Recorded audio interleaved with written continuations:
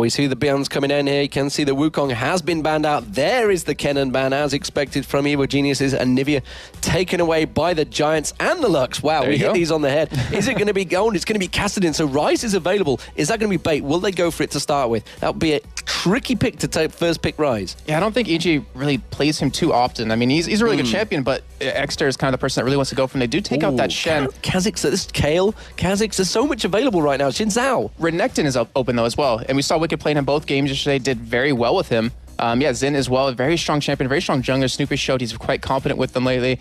Would you be too surprised to see one of those two champions actually picked up? The Kale, I'm not really sure if they want to go for that as a first pick necessarily, but it is in, well, as I say that, it is in their top three of things they can pick up. Well, it has been something that Snoopy's been playing a fair amount of, so that could be mid. It could honestly be top. I mean, I don't think I've seen Wicked playing it too much, but I'm expecting it to be jungle.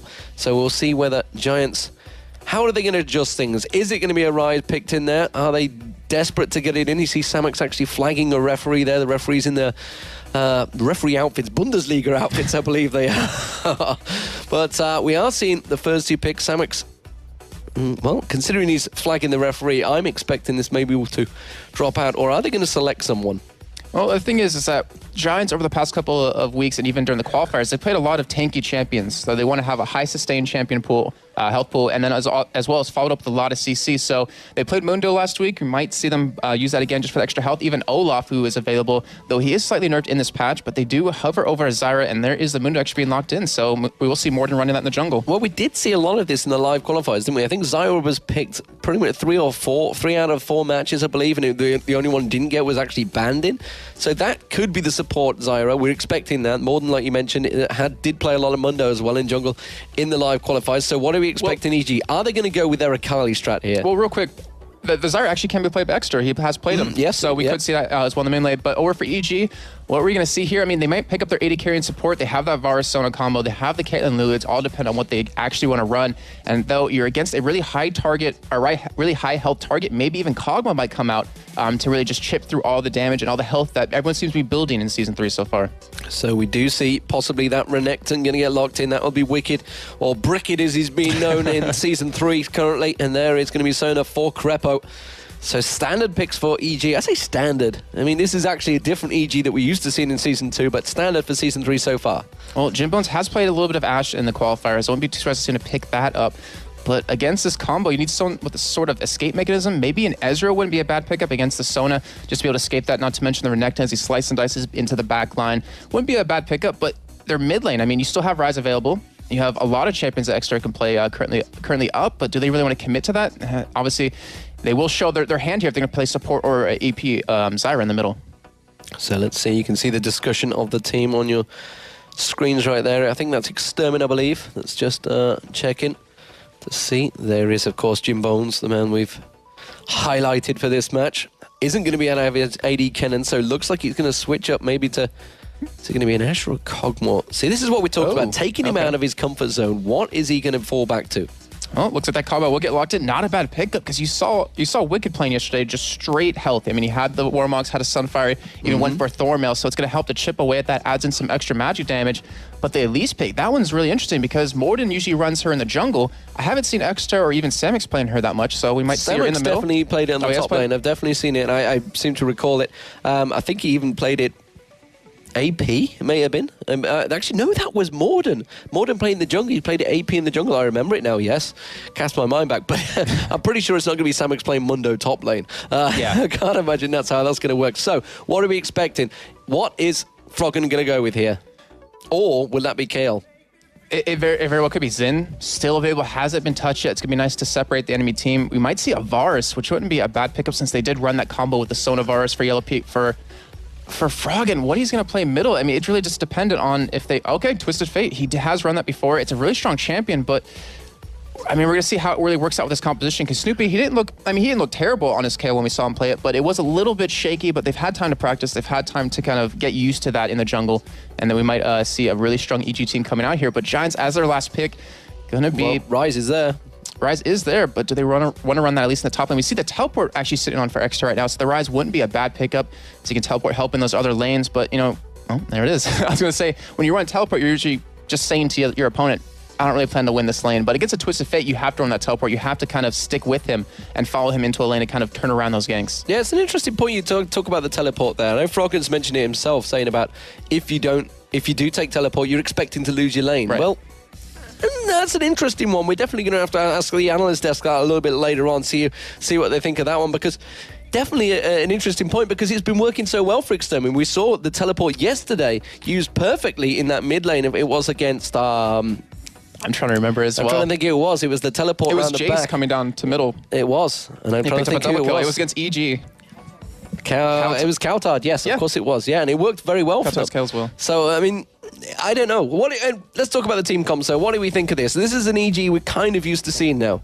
Well, we have a very kind of interesting composition, because you have Renekton. He's so beefy, he's so tanky, because that's the way Wicked's going to end up building him. It just depends if he can sustain in the lane against Elise. Giants looking like they're going to maybe shape up and go for the dragon here. We do see them getting position out. Teleport is not available. We can see he's going to go in towards it. Can I catch on towards Wicked? They don't really have the damage, though. They do put a chunk down. They're going to come around the side. Morn's going to be the target. And you can see an intervention straight away. Wicked getting completely caught. Nicely done there. And Giants, well, they have to back away from this one. They didn't pick up the dragon. Are they going to get sniped out? Samux does get taken down by Froggen's wildcard, and they're forced away from this one. It's a 2-0 currently for Evil Geniuses.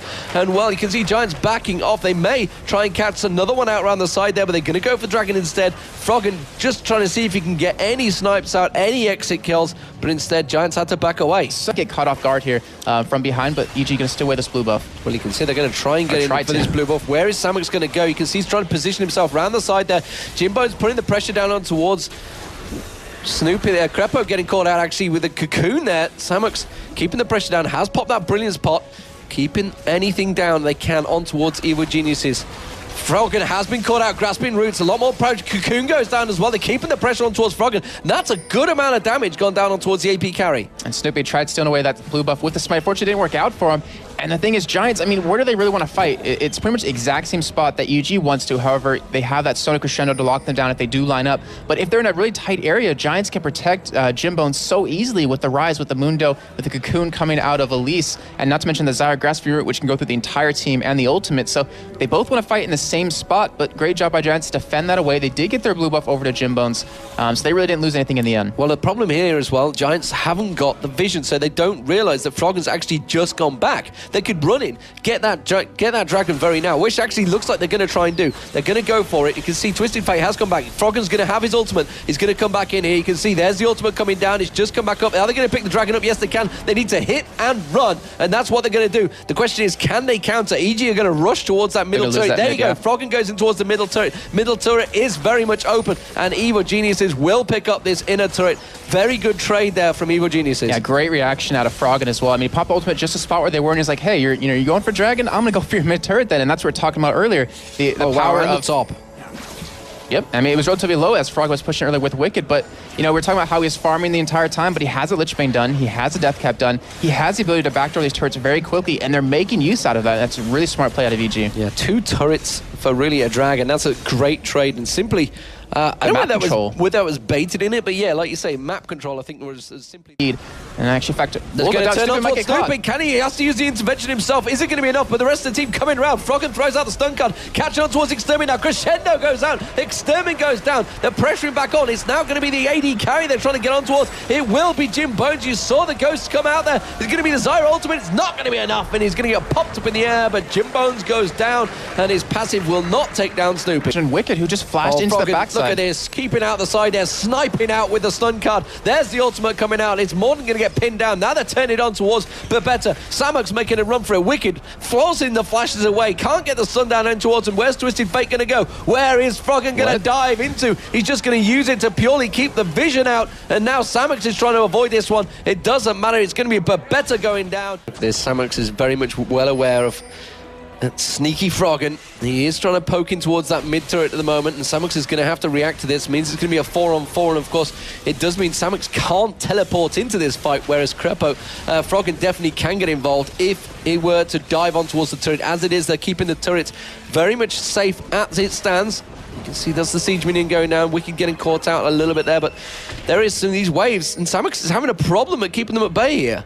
Yeah, I mean, he's not a great split pusher as the champion is based around him. He's a Froggen. He switched up towards the top. He keeps running between the top and middle turret, really forces Samix to react and also miss out on a lot of CS because he's still even farther behind right now. 60 CS behind Wicked is pretty much lane opponent in the end. And look at the damage he's doing to him. You know, dropping him to half health from just one little combo. And EG's still 4-man pushing the bottom side. They have to, our Giants had to set someone off, but we have an engage happening. They're going for it, and you can see Babetta getting dropped straight away. Their exterminator was caught out as well. He's going to go down, and it's looking like Giants have just fallen. And this bottom turret, you can see, oh, that's going to be the turret. Inhibitor turret gone down. Froggen comes in. Jim Bones goes down, sniped out by Yellow Pete. That's going to be the turret. You can see the inhibitor turret also dropped. It looks like Evil Genius is going to take another turret on the bottom lane and just keeping the pressure on towards the Giants. And that quick engage we saw out of EG completely gave him that entire fight. We saw Wicked. I mean, he was running right by the turret, just tanking it up, not taking any damage, and he's just thinking to himself, ain't nobody got time to kill that turret. And they do pick up another inhibitor turret. They pick up one inhibitor. That top one's still available.